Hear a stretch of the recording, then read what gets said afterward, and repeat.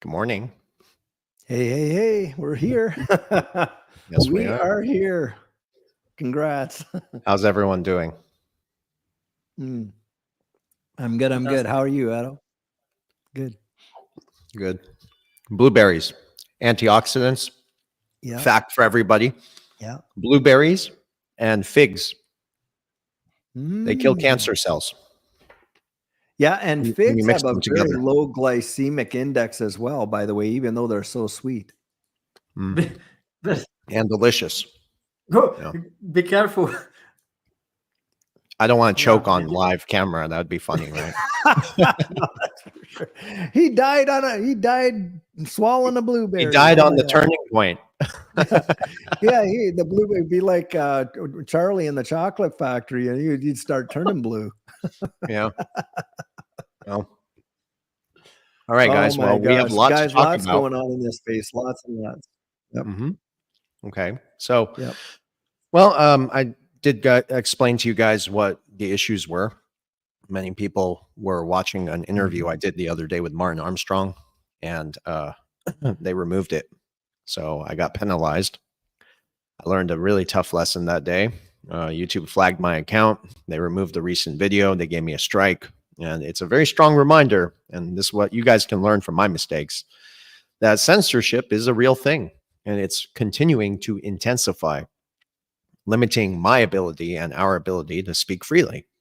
So I do want to apologize to the audience here in the community because, when I turned in a different direction with the Black Swan Capitalist YouTube channel, the reason I did that is because I tried to connect the global events, the geopolitical events, to pretty much the digital transformation of finance, because I thought it would help some people out there, understand, provide a clearer picture of why certain things were happening and how the technology kind of fits into all of it. So, unfortunately, moving forward, I will be turning to the channel's origin, which is crypto, finance, opportunity, investment.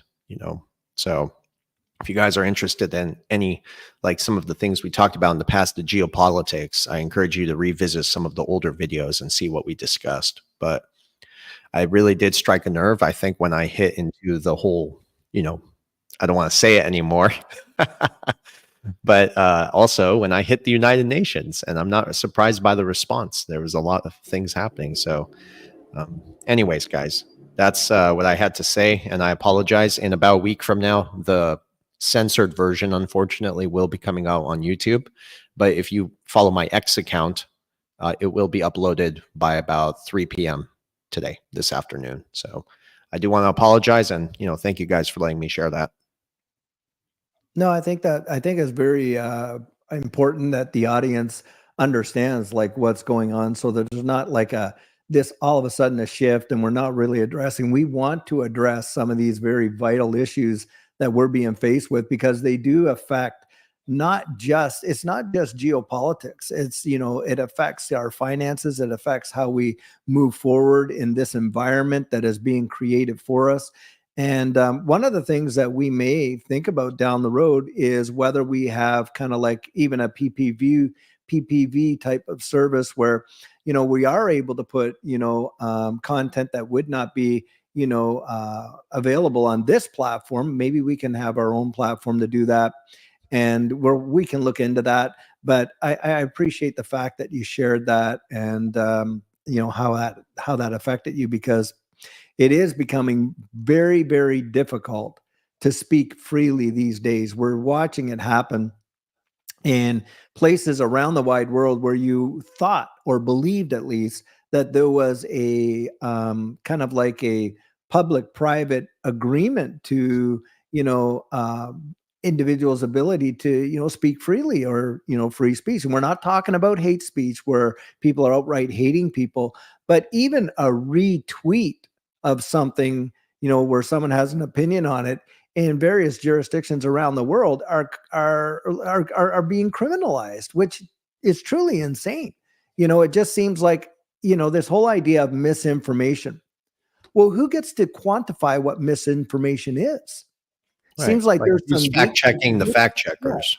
Yeah, and it's like, and then when the facts are come out, well, we just don't want those facts disclosed, even if they are facts, we just don't want you to be able to communicate those facts, which is a whole lot different than misinformation. In fact, there was one prior presidential candidate recently that was putting something out there that literally was encouraging that when people put what they believe is misinformation out, that they should be, personally prosecuted, if you can Yep. believe that.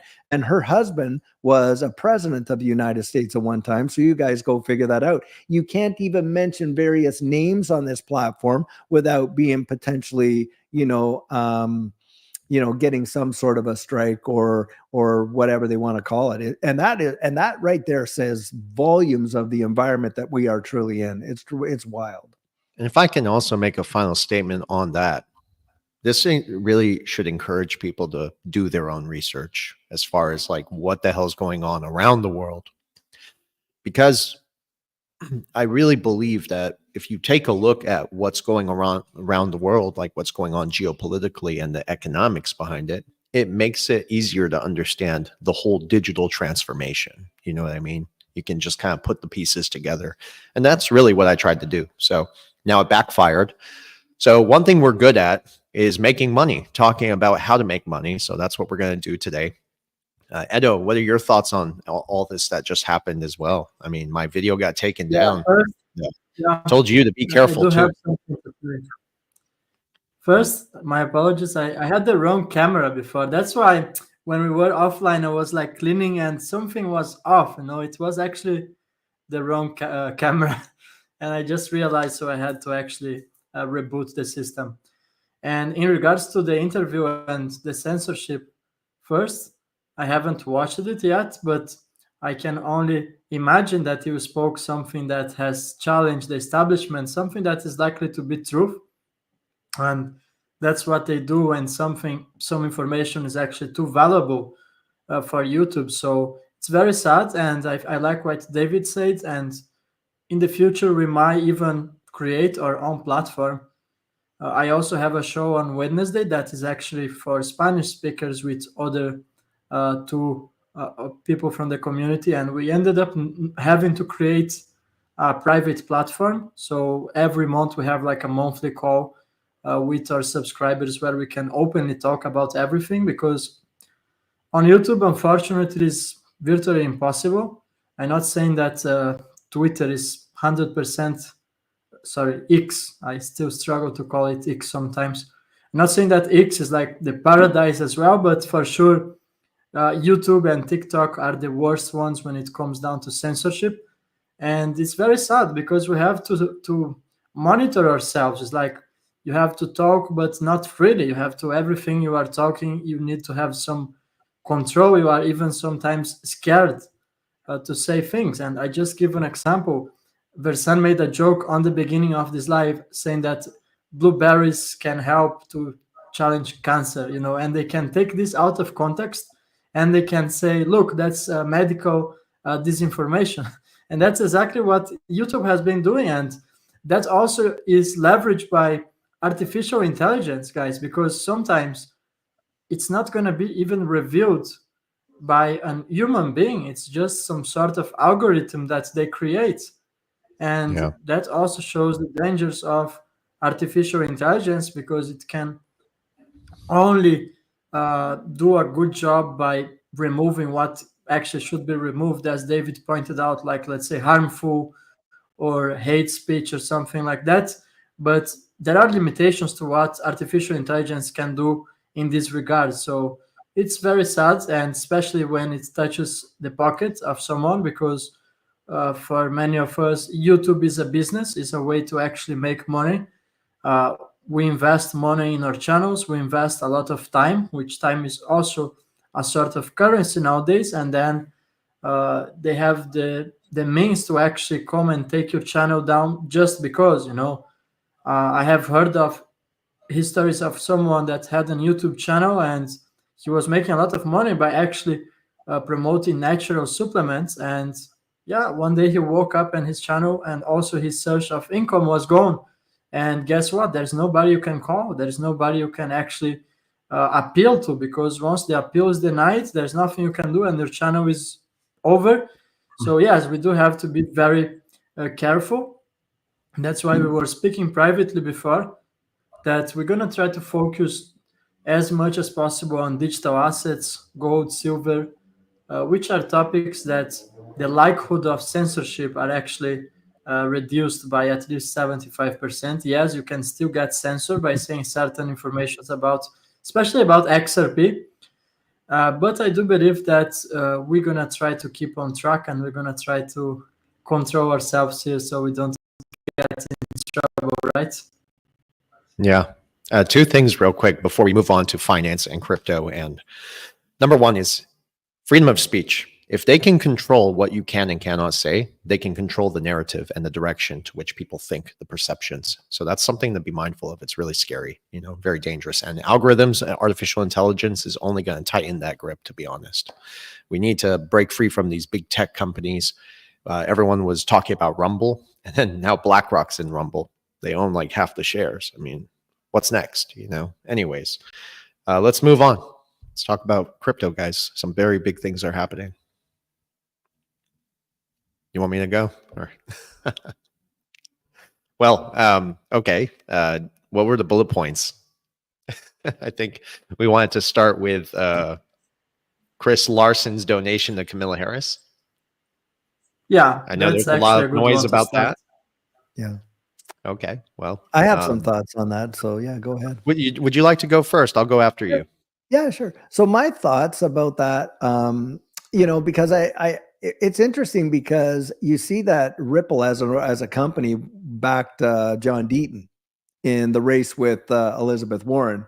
And as we know, John Deaton is coming out swinging as a Republican. And then, then you got, the private, and not only that, I think Chris Larson, he made that donation utilizing XRP, which brings XRP into the limelight in a big way. But, I kind of think that they're basically stacking the odds on both sides here. I think what they're trying to do is move the digital asset space forward. It's not so much, oh, well, we're going to support Democrats, we're going to support the Republicans only, or this. I think it's the fact that we want to support a change and a movement towards a regulatory clarity, an environment where we get regulatory clarity in this space. And I think that's kind of what it's like. I think that they are, in a way, backing, both sides of this coin with the intent of bringing it into the forefront, and hopefully where we can see some regulatory clarity. In a nutshell, that's kind of what I think. I don't think this is anything for people to get all kind of worked up about, that's for sure. I agree. Edo, do you want to go second? Yeah, sure. Well, we can analyze from multiple perspectives, different angles. The first, which I think is very interesting, if you try to roll out a poll on X, let's say, and you try to see how much percent of XRP holders are Trump supporters versus Kamala Harris, you will find out that it's about 85% of them are supporters of Donald Trump. I'm not exacerbating. You can run a poll and you will find out the answer. And about 10% are for the Democrats, and I think the minority, they really just don't seem to care about politics.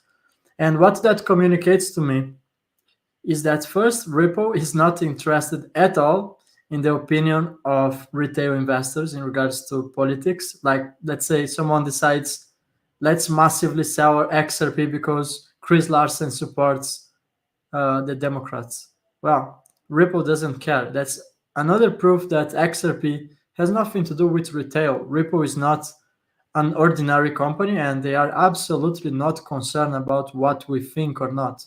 And I think that ultimately is tied to the long-term success of XRP. And second, I do think that it also might be a marketing game, how much awareness and how much noise this is causing. And it ultimately leads people to talk about XRP and digital assets. As a matter of fact, I think the donation was 1 million XRPs. And for sure, he had ways to do it privately. So the fact that he has chosen first to use blockchain technology, yeah, I think it really means that first he doesn't care, and second that he wanted people to know about it. That's actually what I think about the situation.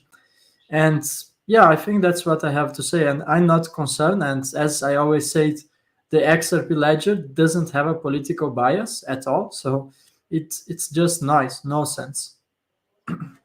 It's a very good point. No political bias. That's something that we've constantly reiterated. Well, I think with all the political divide that's happening in the country, I can understand why some people are now upset about this article. But, you know, who knows who really wrote the article? Who knows if it's actually true or not, right?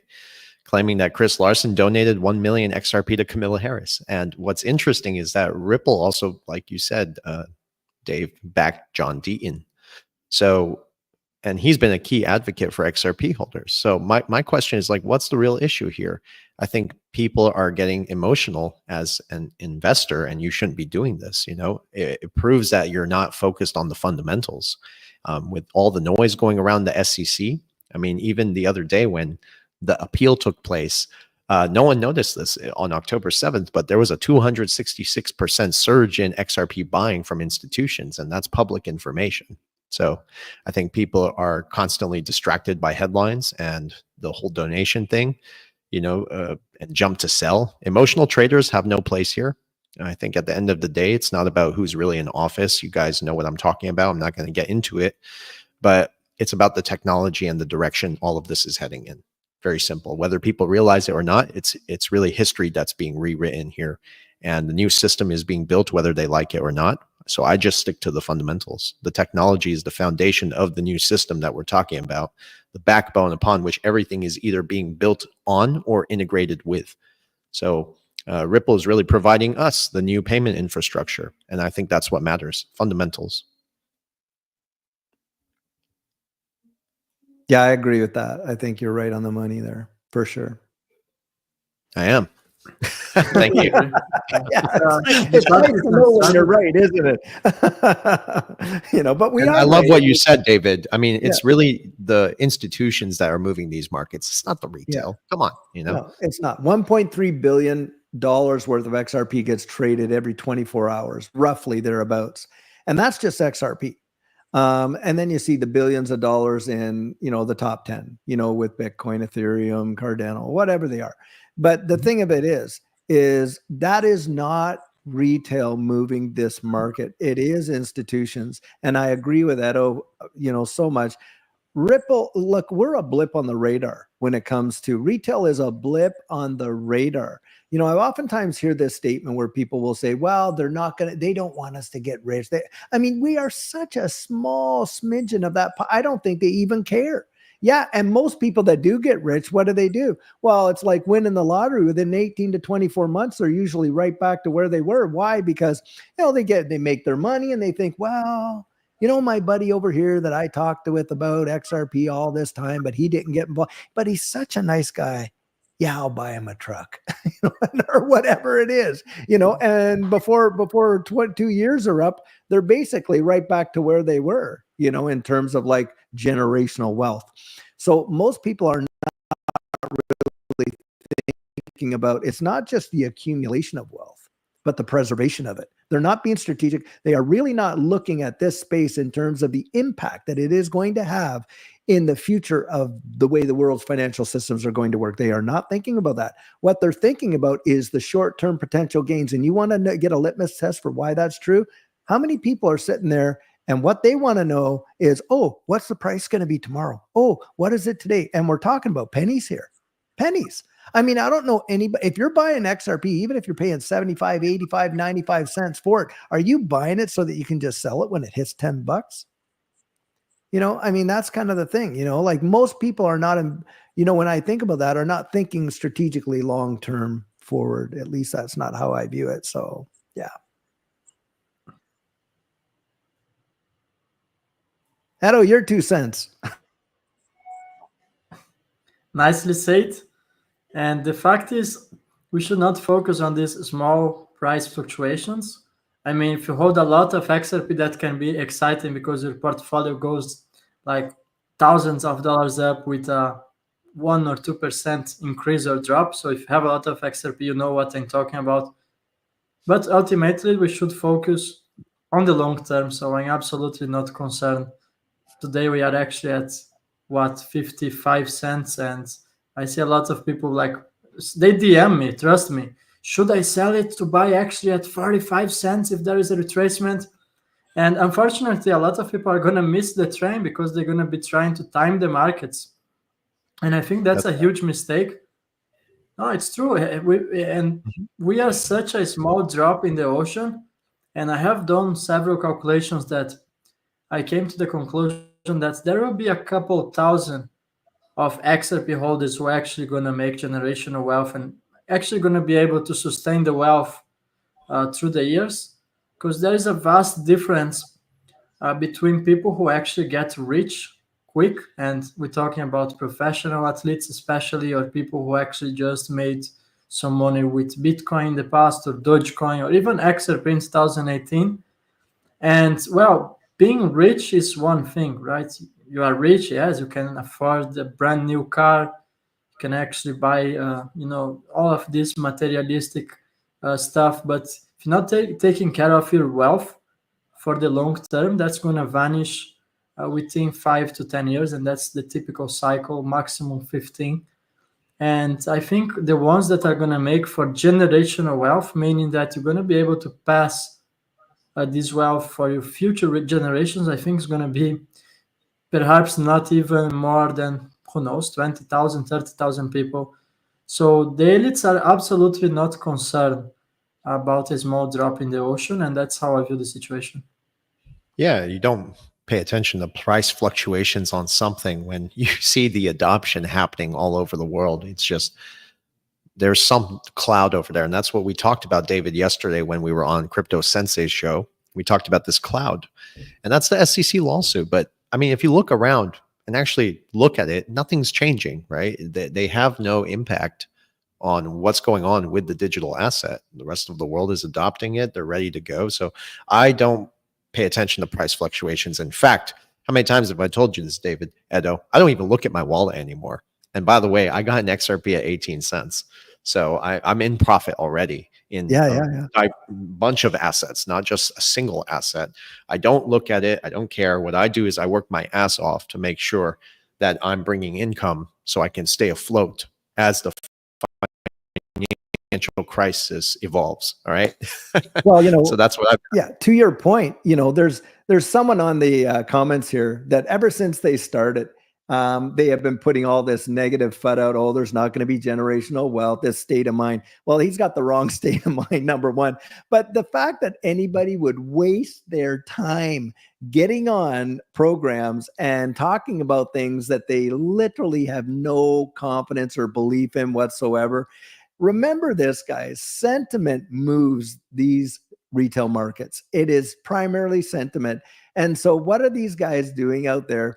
They're going out there, the SEC, as far as I'm concerned, this law, this appeal and all that it'll impact sentiment. It will not impact the fundamental use case of what this stuff is. So, these idiots that want to get on there like this guy is right here, and I would classify him as the classical fool, biblical fool, because really what they're doing is they're not looking forward to the future. They're so short-sighted. They're so broad-minded. They're flat-headed. It makes me laugh. It really does. And I'm not trying to be mean. I'm just trying to say, look, if anybody is that blind as to where this ecosystems are going in the future and the impacts. I mean, how many out of the gate organizations do you know, like Ripple, with connections to the International Monetary Fund, the Bank of International Settlements, literally making massive headway in Dubai, one of the biggest fintech centers of the wide world, Singapore, another one, UK, Australia, most of the Commonwealth. They are the number one developer for central bank digital currencies for nation states, and 98% of countries around the world are developing CBDCs. Have we lost our senses? Are we going to listen to these kind of idiots that come out here and spread this kind of nonsense, which is utter garbage? Or are you going to actually look at the common sense? Because I'll tell you what, I'm 56. I was about 14 years old when my dad gave me my first computer. It was a Timex Sinclair, 8K of RAM. Do you realize the home computer was viewed as a novelty, a toy? Yeah. And look what it's changed. The internet came out. Oh, they were laughing about what an email was on morning coffee and talk shows and all this and that. So few people really had the foresight to see what it is, so that now, look, we are transcending borders right here. Edo, you're over there in Europe, in Greece, right? Mm-hmm. And here we are, different parts of the wide world, audience around the wide world. How many people really envisioned that this type of technology was going to be available in our lifetimes? I remember when this right here was science fiction, but it happened. What I believe this distributed ledger technology space, and of course the XRP ecosystem, is going to represent is going to literally swallow the internet whole. And the fact that most people are oblivious to it is mind numbing in and of itself. Yeah.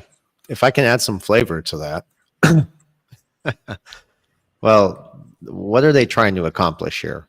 And we talked about this yesterday with Crypto Sensei as well, but their end game is to become the #1 banking solution, effectively designed to replace the outdated payment system with its protocol. And you know, when I think about all of this in the early days with my brother, when you use the internet, that was a perfect example. You would type in www dot without a second thought.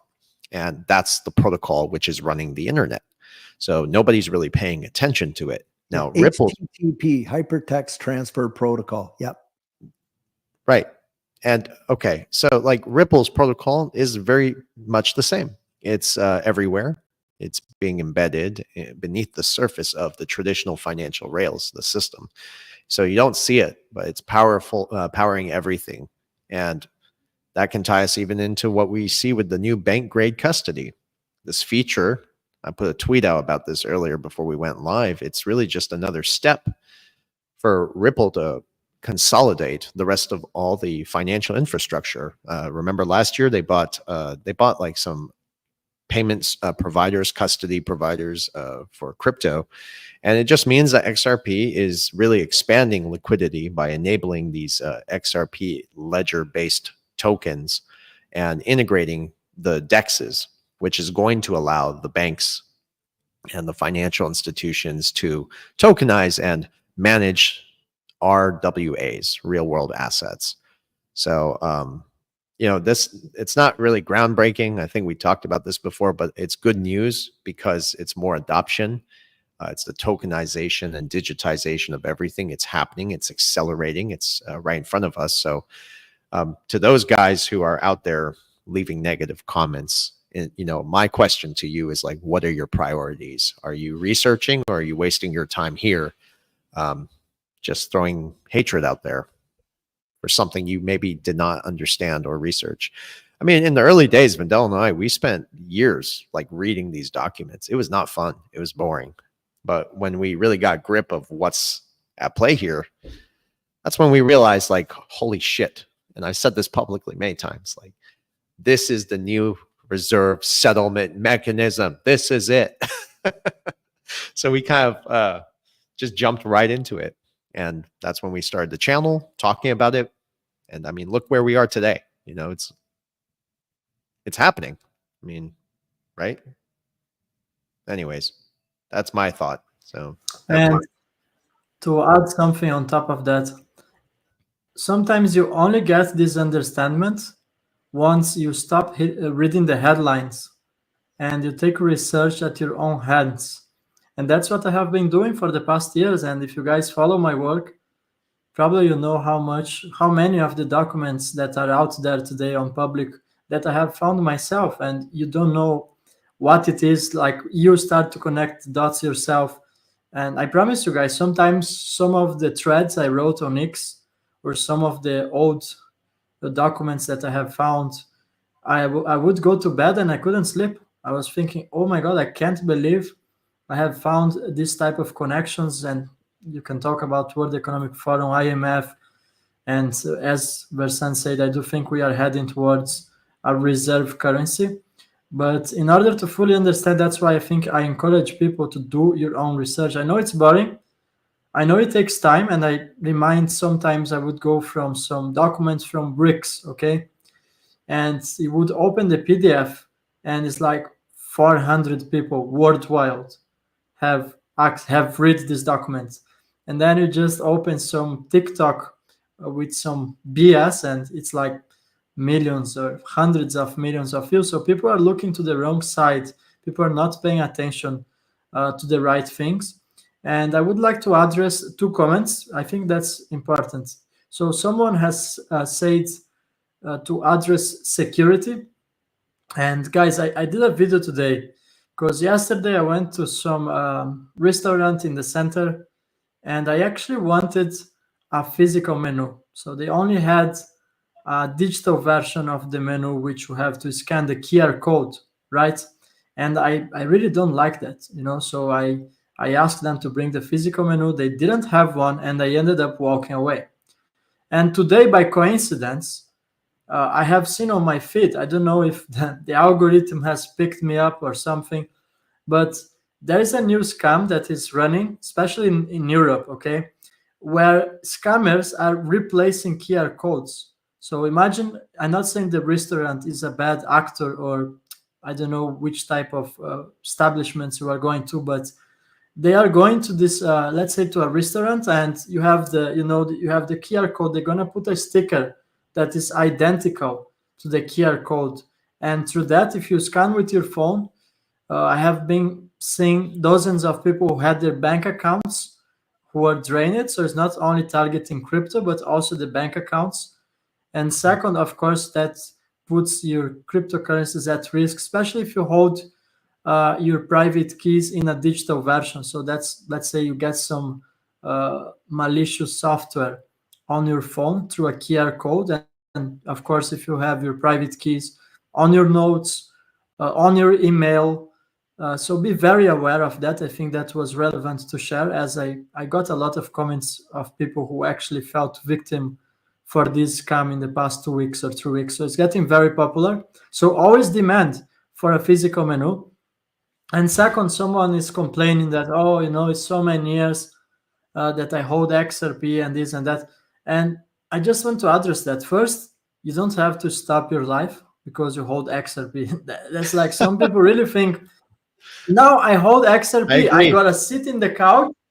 Like I gotta sit in the couch and check the price. And I mean, that's not how it works. You have to be diversified, and you have to bring new searches of income. I think the goal is that you are diversified. I am in real estate. I am in crypto. I am in XRP. And yes, XRP is my main investment, but I'm not sitting on the couch and waiting for XRP, right? Because usually, if you do that, you are the one that's going to lose patience because, oh my God, I need to make some money out of that.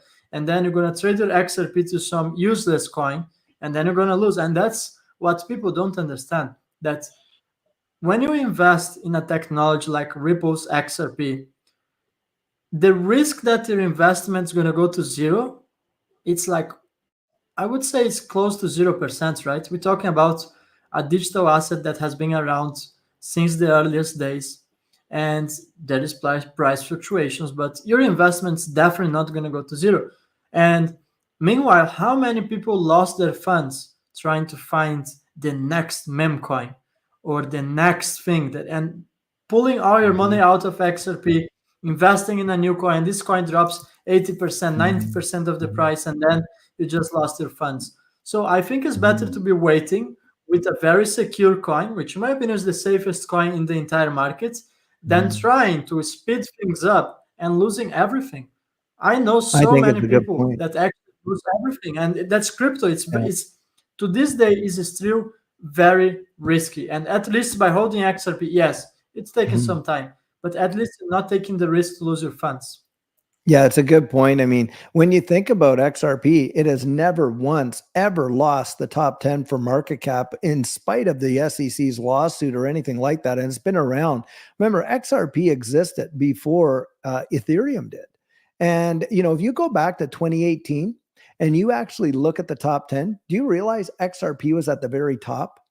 And per market cap, it was something like what, 24 it was like a huge percentage over Bitcoin, and it was even a greater percentage over Ethereum back in 2018. It was only after the lawsuit where you saw XRP get so significantly suppressed that Ethereum took off. I remember buying Ethereum like under $200, in fact, even under $100. It wasn't like what it is today. And a lot of people are losing that perspective, and this is where I say, again, they're so susceptible to being sentiment driven only that, if they do see a larger price appreciation, most of them are going to be out between $5 and $10. Most of retail is going to be out of XRP. They're going to sell right out of it. And I don't think they're going to see the major gains that they're all hoping to see, because when they see that, they will have been in the space for what they consider to be a long time. And their patience is going to get driven right to the nth degree, like you had so eloquently pointed out there, Edo. That kind of thing. I mean, people are literally, I know people that 2-3 times a day are checking the prices, and that is not healthy. It is not healthy, because you're really just setting yourself up mentally to probably not even see the level of appreciation you're hoping to see, where it will be generationally impacting. I agree with you 100% there. Yeah. I totally agree with both of you. This is why we have this show. We are all in alignment, but the whole idea of just sitting there and watching your XRP, and I get in the comments sometimes, people are like, Versan, I'm waiting for that pump. Well, you're going to keep waiting. I think it's going to take a while. And I think at this point, I'm convinced it's either going to take some sort of geopolitical event to unfold for, maybe not a crisis, like I said long time ago. The beauty of this is we really learn how how this is being implemented. And I think it's going to get to a point where it's going to be some sort of geopolitical event that triggers it, right? Or maybe some sort of financial crisis, who knows? But if you can look around, the stage has been set. That's it. It's inevitable. It really is. So, I mean, I wouldn't be so fixated on XRP's price. And this is why I've continuously told people to diversify your portfolio, which could lead us into the next segment of this conversation, is diversification. There are assets out there, digital assets, that are very complementary to what XRP is trying to do. And again, they target their own niches where there's massive potential. For instance, SHX. We told people about this a while ago, and I'm not taking credit for it. People were out there shouting it long before I was, but I think Stronghold, for instance, is a very fascinating, interesting company that's been making some very major moves, closely collaborating with the IMF and the World Bank. And guess what? One of their largest investors is none other than Ripple.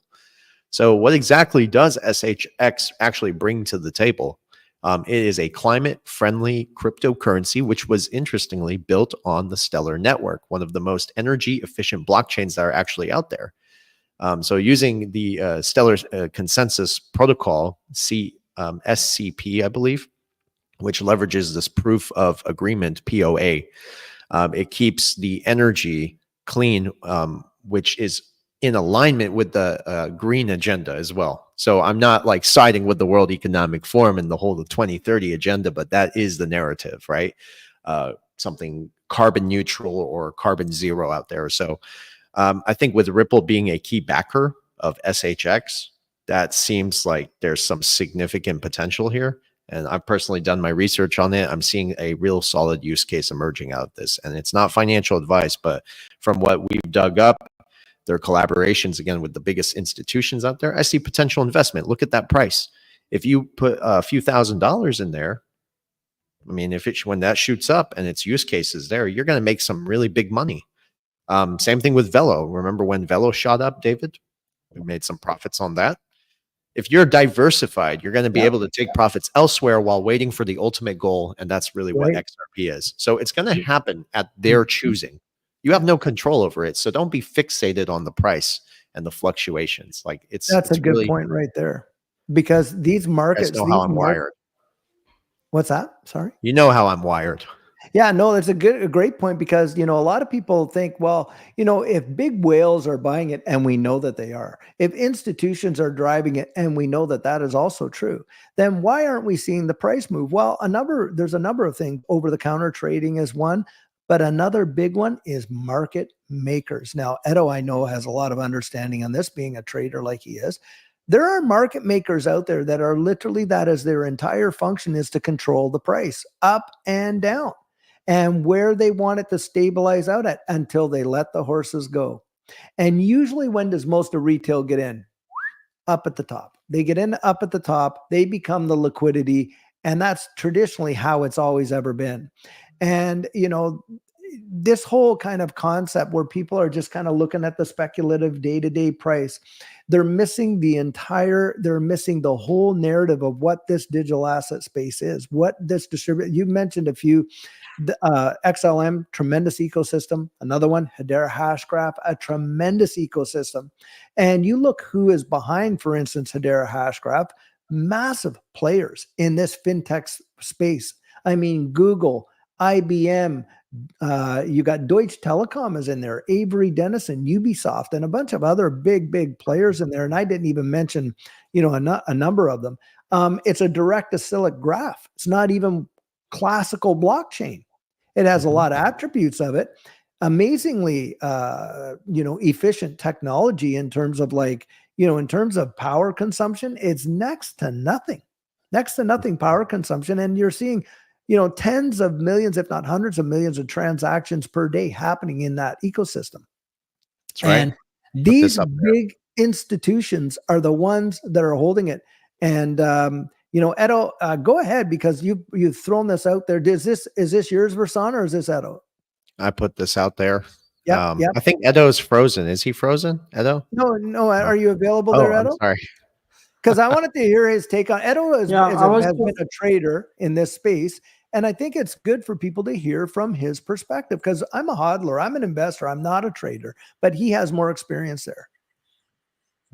Guys, I promise you, in 2020, 2019, it was my second cycle in crypto already. And can you guys hear me all right? I was trying to share the screen, and I think that's why I got a bit frozen. And later on, I want to share the screen to show something. But anyways, sure. so I was even running a private trading group in 2020, and I have almost like 100 and something people there.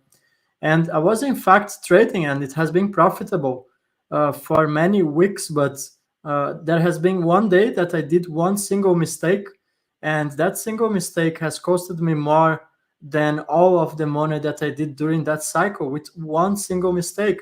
And that was a highly manipulated coin that was actually listed on Binance. And well, it's Alice. If you go look the chart, you're going to find out what I'm talking about. But the main point here is that market makers are in control. And trust me, there will always be someone with a largest wallet than yours that is capable of manipulating the price. And that's how they make money from leverage trading, specifically leveraging. I think when you do a swing trade, meaning that you buy some asset, wait a few days, and then you sell and buy another, that's more easy to make profits. But whenever you are interacting with leverage, I would be very cautious with leverage. Okay, I still do some leverage here and there, but honestly, I have learned a big lesson, and the lesson is that you have to divide yourself. And now you are two different personalities. You have your long-term portfolio, which I don't touch on that. I have, even in a different location than my house, I do have wallets. I don't even have access now. If I decide tomorrow I can't. Okay, so you have to have your long-term portfolio for your long-term strategy. And then let's say you have a 10% of your total portfolio, or perhaps a 5%. Well, if you're such a good trader, you should not be concerned, because you can increase that 10%, right? You might say, oh, but it's only 1,000 euros. And so what? If you are going to trade, start with small amounts. And someone even asked before, should I stake my XRPs? Absolutely not. But if you want to learn more about DeFi, you want to take 2% of your portfolio or 1% of your portfolio, stake, go ahead. That's going to teach you how to interact with decentralized finances. However, don't trade with your main portfolio. Guys, I promise you, I am in crypto since 2018. Okay, so I am very young, but I started very young and I learned a lot throughout the years. And I have run a private group of trading myself where I was giving signals. But I promise you, if you make so much money by trading, you don't even need to run a private group by trading. That's something I realized later on. And I said, wait a minute, I was making profits. And then one day they plumped the markets like in a highly manipulated way. And I just lost 2 months of work. I think the big lesson is that long-term holders outperform traders, I would say 99% of the cases. So be very careful with trading. Yeah. If I can also share Velo with everybody, like I said, I'm going to focus on crypto again. That's all I can talk about, right? Okay. So this is another potential investment I wanted to share with everybody. We've talked about it before, but it's a very intriguing project that was built on the Stellar protocol as well. And Velo, interestingly, focuses on credit and debt issuance, I think, which plays right into the heart of the global financial system. And I'll explain this because everything around that revolves in the financial system is really borrowing and lending. That's credit and debt. And what makes Velo particularly interesting is that it has the potential synergy with XLM itself, given that XLM, bear in mind, was designed to bank the unbanked. So imagine if it's very possible that Velo actually is going to be facilitating the issuance of credit and debt to XLM holders who will use it for peer-to-peer transactions. That's just a perspective, because I think it's a natural fit for addressing the challenges of the unbanked populations while still being able to tap into the existing ecosystem that Stellar has built. I think there's a lot to unpack in this technology, but I've invested heavily into Velo myself. And I think it's worth a deep dive if you are actually looking for projects with real world applications and something that can move a little bit faster than XRP, for instance, in the short term. So incredible potential in this technology.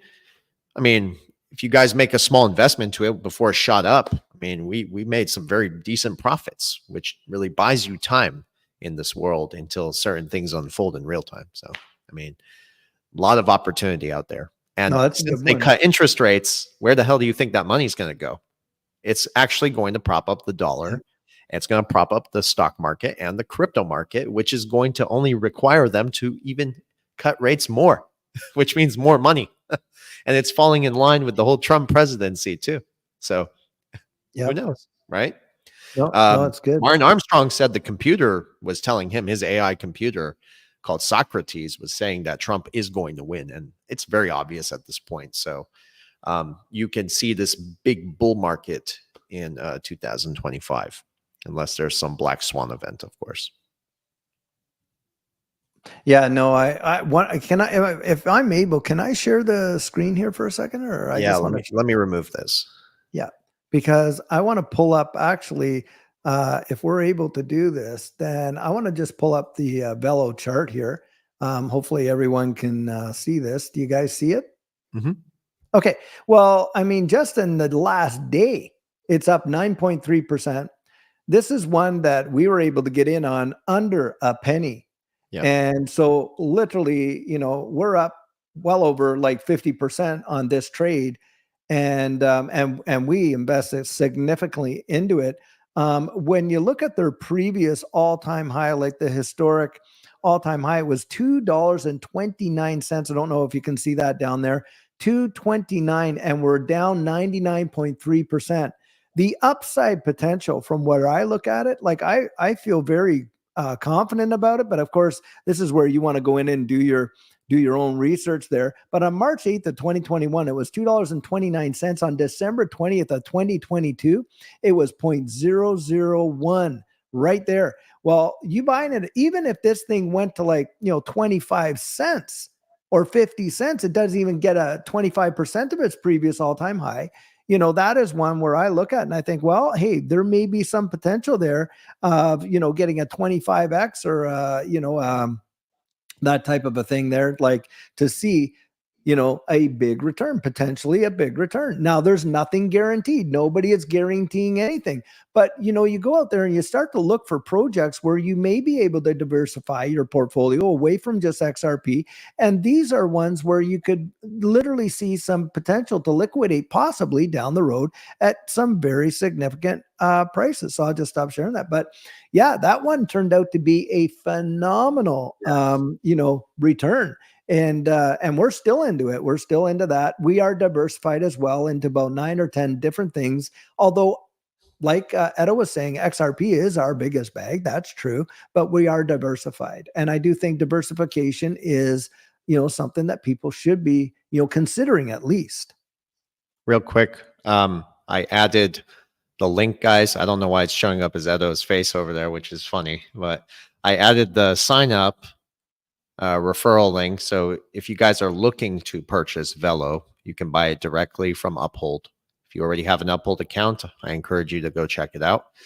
Not financial advice, wink, wink,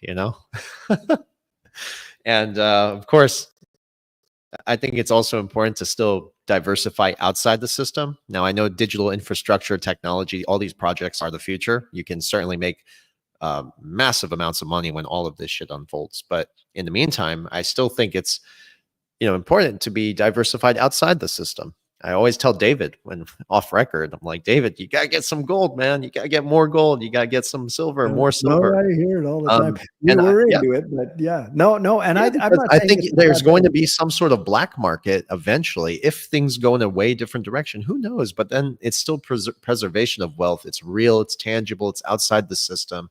It's not inside the system. That's why I own. Feel like Gollum when you get a hold of a piece of it. You're like, oh, my precious. Precious. Yeah. There is something about holding something in your hand that is 99.99% pure. Because in this wide world, there's not very much that is really that pure left. Oh. Yeah, someone called me an idiot not too long ago, saying you're an idiot for holding gold. You should be all in XRP. And I didn't know what to say, but you guys want to hear my response? I was going to say that is the stupidest thing I've ever heard, but thank you very much for that lovely insight. Diversification is key to financial success, in my opinion. If you are in one asset, you're not going to make it. You're going to be forced at some point in the future with the current trend of the economy. People think it's getting better. It's actually still slowing down. And like I said, I'm not going to be talking about that moving forward, but the economy is still tightening its grip. Just because they printed more money, that's not a good thing, guys. Sure, it's going to prop up the markets. It can make you rich if you're in the right assets, if you have a diversified portfolio, but it's still going to devalue your currency significantly. So, bull market with very high inflation, very possible is what I'm trying to say. We can't afford to make mistakes, guys. Okay. You really can't.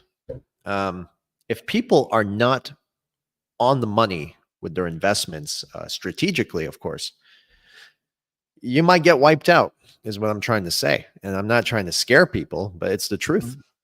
And these are very dangerous times. Yeah, this could be we hear a once in a lifetime opportunity. Well, I've lived a few once in a lifetime opportunities, like I shared earlier on computer, internet, Bitcoin. Of course, I turned my nose up at that, which was insane. Judy will never let me live that down. But I believe that what we're seeing in this distributed ledger technology is a once in a generation opportunity.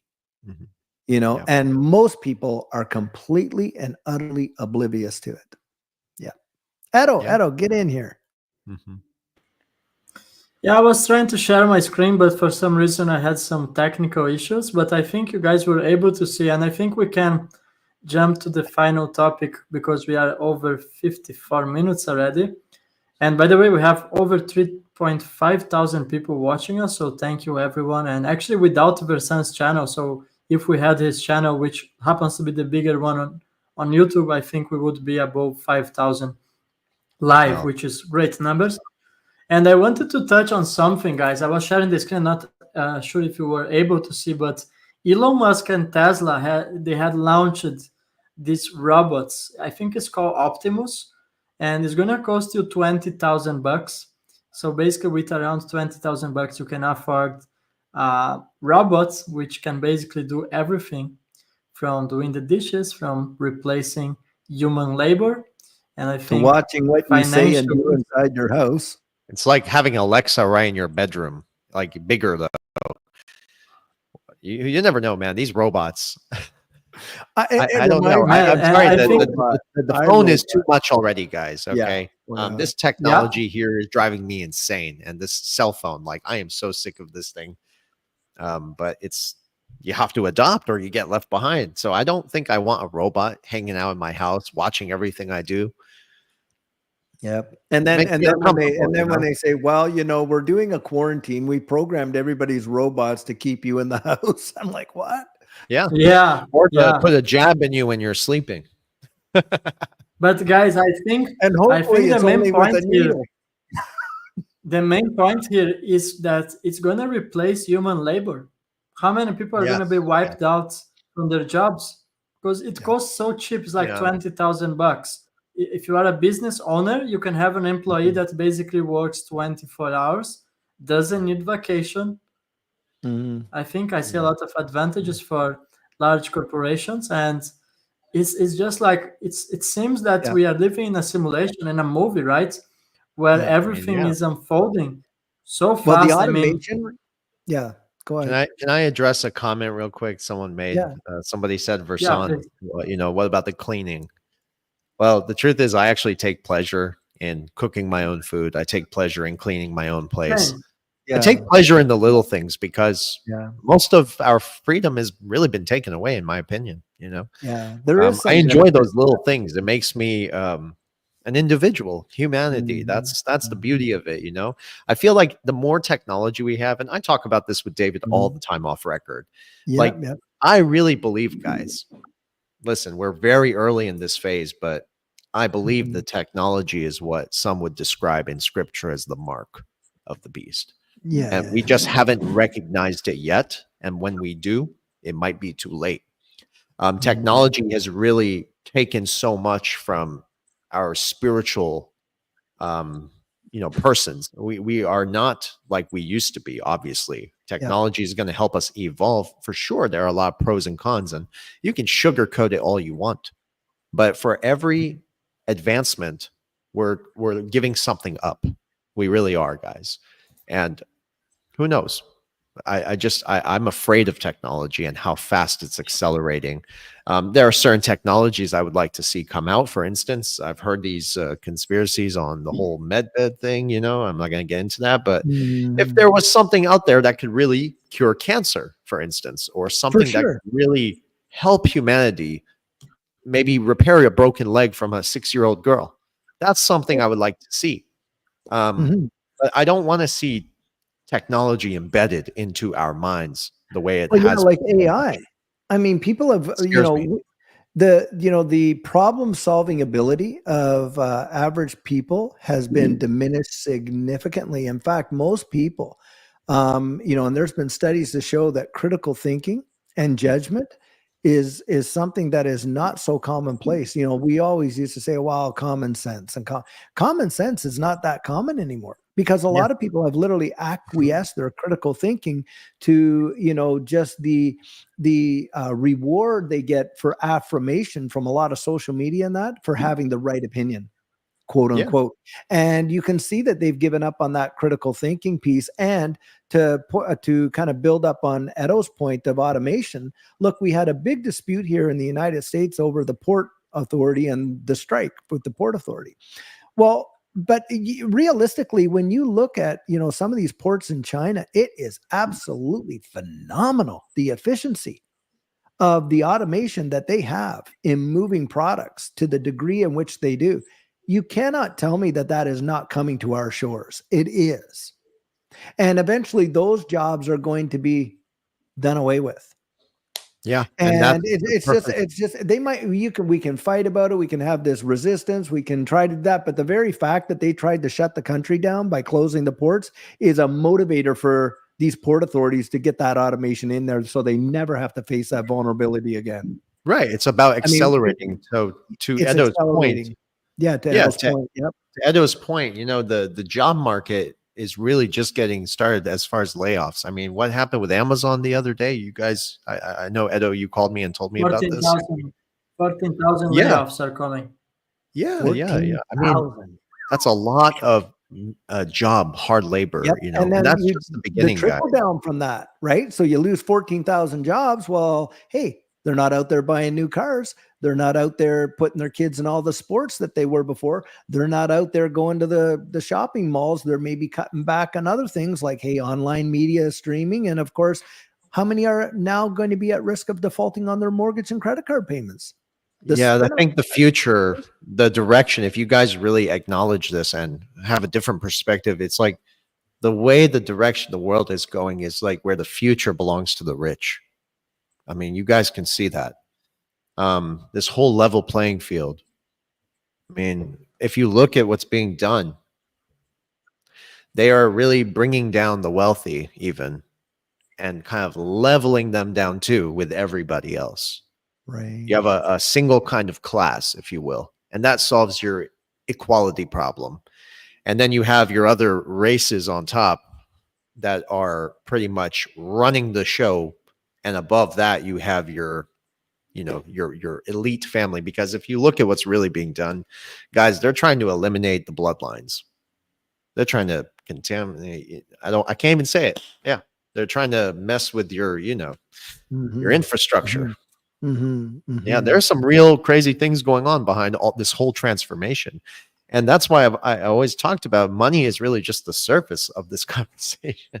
Anyways, guys, one more investment can I talk about, if that's Yeah, okay? go ahead. Trying to give the community something they can remember. Is Caspa. Remember Caspa, guys? Kaspa. That one is very interesting. I'm a heavy investor into it. I called it out once when it was at 2 cents. It went to 18. That's not much. I know people were calling out before that. It made me some substantial returns where it really made a lot of my life easier. This is why I keep saying have a diversified portfolio, but it has a very unique protocol. And in my experience, being honest, guys, it's even faster than some of the technologies we talk about. I won't name names, but you know the big ones. What I think sets Caspa apart is really just the high-speed performance for peer-to-peer transactions. Personally, I actually use it to send money to my editor. I use it to send money to other people that are overseas. So when you're actually using the technology, I think that's a very strong indicator that there's a real need for that in the market. So I would check that out. Good one. And I would You guys conclude invest in Caspa? I hope with you are. XDC. Yeah, Casper, and I would add to that XDC, so we can stick to the facts here. Tokenization of real world assets. It's a massive one. That's why we embrace diversification. And actually, we are over 1 hour, so let's jump into some final thoughts. Sure. Can you start, David, and then thank you. I think for my final thought is that, you know, and I always kind of throw this out there because having lived through, and Edo, you have this experience as well, having lived through various market cycle and seeing the ups and downs in this space is just the vital necessity for people to be strategically prepared. If you really want to benefit from this space, just jumping in and saying to yourself, yep, when the price is high, I'm going to sell. Do you know what? Most people don't. Most people don't. Because the thing is, you don't know what the top is going to be until after it's already happened. And when you're in that mindset, when you're there, people are trying to call it, and you know, you got that whole FOMO staying in. This is where I really encourage folks. Look, you know, this panel, we have individually assisted, you know, different people with a strategy and a plan to help them get to a place where they could genuinely be ready strategically for what's coming. And it is going to come. Look, I do believe we are going to see a major bull move in this market. For every bull market, there's been a bear market. From every bear market, there has been a bull market since the Dutch invented markets in the 1600s happened. So we do know that one is coming. The only thing is we don't know how high or how long or when, right? We can't time it perfectly, but we can get indicators, some ideas. But if you're not strategically and mentally prepared for it and emotionally prepared for it, the likelihood of you actually executing a plan is slim to none. That's been a statistically proven fact. And so therefore, you know, I'm going to throw this out there. I know that Versan Algera does coaching. We do coaching. And I believe that Edo has that out there as well. Guys, we're not going to be doing it when this market takes off. Do you think for 2 seconds that I'm going to be spending time? No, we're not going to be doing that, because we're going to be taking care of our own backyard. You want to be thinking about it. And it is a shameless plug. If you want to call it that, that's fine, but it's to your benefit. It's to your benefit. And that's why I share that out there, to be completely honest. And so, guys, you know, my final thoughts are just be ready. Just be ready, because it will eventually happen. Don't allow yourself to be so impatient. Be patient, be strategic, and just be ready. That's what I would say. Amen. My final thoughts, guys, stick to the damn plan. We've talked about it so many times. Stick to the plan, all right? And check out some other projects out there. Have a diversified portfolio. Love, compassion, empathy for each other. Act of kindness can go a long way. You see someone in need, if you can afford to help them, do it. I helped many of my friends this last few weeks, and I feel pretty good about myself. But you just got to be kind, man. You know, do what you can to help people. As far as like the whole consulting thing, thanks for giving that shout out, David. But we do teach consulting sessions where I actually go in detail, in depth.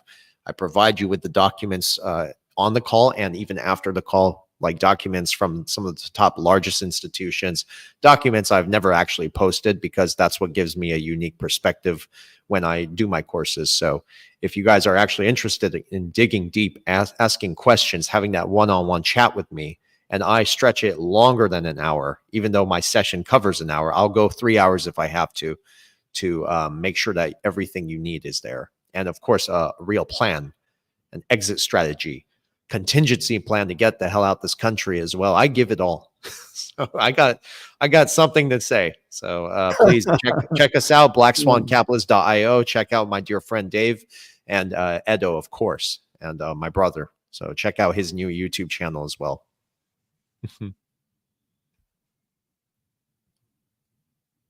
Edo? I forgot. You got a picture. It's always something. Yeah, I have. I'm just kidding. I have this manual thing, and I forgot. Yeah, we're gonna have Vandal next week. He was not able to join us today. And final thoughts, I think, take care of your digital assets, invest in security, get some cold wallets. And final, like the last thought of the day, please don't send crypto to online scammers. They're gonna reach you out. They're gonna reply to your comments on YouTube, on Twitter, on TikTok, everywhere. And every week, people are losing thousands of XRP. And I always say that when you get scammed in XRP, it's like losing money on steroids, right? Given its potential. So please do yourself a favor, invest in some good cold wallet, cold storage, and don't fall for online scams. That being said, we have almost 4,000 people watching live today. Great numbers, and I want to send a special thanks to everyone. If you can drop a comment here and let us know from where you are watching us, and for sure that's going to give a final boost to the algorithm so we can pass the message. So yeah, thank you everyone, and we're going to see you next Monday with the turning point. Yeah. Thank you, All guys. right, thank you, guys. Pleasure. And yeah, we'll see you soon. Take care.